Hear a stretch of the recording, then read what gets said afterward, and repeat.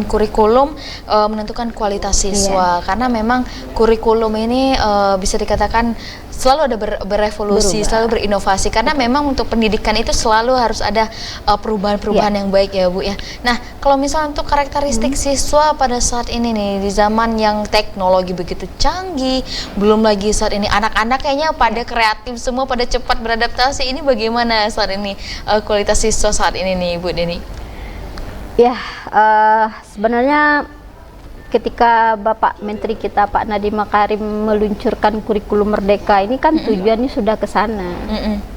Kalau sebelumnya mungkin kalau kita lihat ada kelebihan, ada kekurangan dari kurikulum yang lama. Nah, Bapak Menteri kita Bapak Nadiem Makarim yang 2000 yang meluncurkan kurikulum Merdeka itu sudah mengarah ke sana.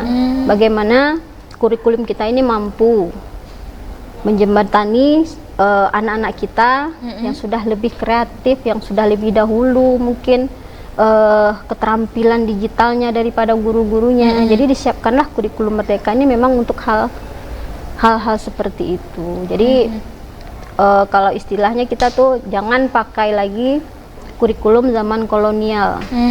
Ada perubahan zaman. Betul. Kita harus mengajar sesuai dengan zaman kita. Nah, seperti itulah yang diminta sama Pak Nadiem sebenarnya. Kenapa kurikulum Merdeka ini diluncurkan? Nah, di dalam kurikulum Merdeka ini kan kita mungkin sedikit banyaknya itu sudah tahu orang tua siswa. Banyak sekali hal-hal baik. Kalau seandainya kita di sekolah mampu melaksanakan kurikulum Merdeka itu sesuai dengan yang sudah dicanangkan oleh Bapak Nadiem, itu bagus kalau menurut saya pribadi. Contohnya sekarang seperti pembelajaran berdiferensiasi ini. Itu siswa kita kalau zaman dahulu ya udah yang tidak pintar matematika itu dianggap bodoh, yang tidak pintar sains dianggap bodoh, yang tidak pandai bahasa Indonesia itu dianggap bodoh. Kalau sekarang enggak, kita memfasilitasi semua siswa apapun mereka hobinya, minatnya, bakatnya.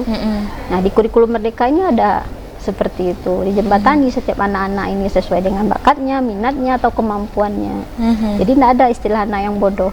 Betul. Semua anak itu bisa, semua anak itu pintar, cuman bagaimana guru menggali kelebihan dari para siswa tersebut, bagaimana guru mengarahkan ini kelebihan anaknya, ini kelebihan anaknya, ini kelebihan anak, sehingga anak itu sampai dewasanya dia mampu berpotensi tanpa harus menenggelamkan apa yang menjadi minat mereka. Betul.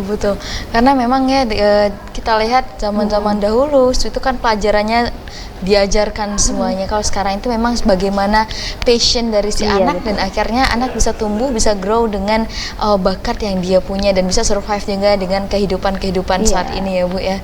Oke, jadi ada sebuah tantangan tersendiri nggak nih Bu dengan adanya kurikulum baru nih Bu Deni? Ya, tantangannya itu kalau kurikulum Merdeka ini kan sebentar lagi mau di kurikulum nasional kan, dan itu masih banyak pro dan kontra, terutama dari orang tua. Karena mereka beranggapan kurikulum Merdeka ini terlalu membebaskan siswa katanya, karena belum paham sebenarnya maknanya kan. Itu salah satu tantangan. Kemudian kan kita kalau di kurikulum Merdeka ini itu kan lebih menitik beratkan kepada proyeknya, bagaimana keterampilan anak, skillnya. Nah, itu kan umumnya memang diminta kerjasama antara orang tua dengan guru. Nah, kadang-kadang itu menjadi polemik bagi orang tua yang belum paham gitu. Mereka merasa itu memberatkan ke orang tua gitu.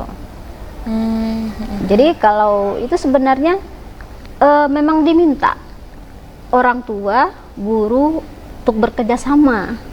Bagaimana anak kita ini supaya kedepannya lebih baik. Jadi tidak hanya tugas guru aja di sekolah, orang tua juga punya tugas tersendiri. Betul. Nah, itu kendala yang paling ini yang saya temui di lapangan, yaitu kerja sama orang tua. Kemudian ada kesalahpahaman mengenai konsep merdeka belajar ini dari orang tua dan masyarakat. Betul. Merdeka ini bukan artian benar-benar bebas dari segala pelajaran, bukan. Betul. Jadi ada pula paradigma yang mengatakan seperti itu. Anak dibiarkan saja tidak belajar sesuai dengan, bukan seperti itu.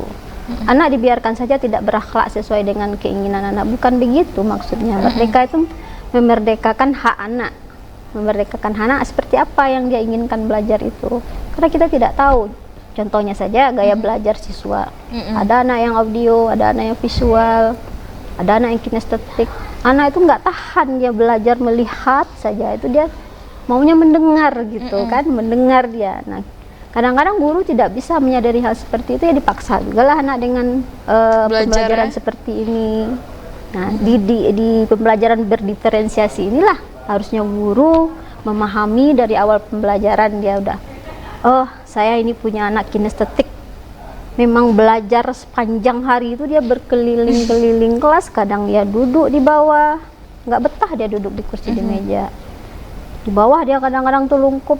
Nah, memang dia kinestetik, tidak bisa diam. Ya kalau guru yang paham ya udah biarkan aja, kalau nyaman dia belajar seperti itu. Tapi kalau orang lihat dari luar, yang orang yang tidak paham, dia akan lihat, oh kenapa sih gurunya membiarkan anaknya seperti itu? Itu sepertinya tidak sopan, tidak beretika gitu kan.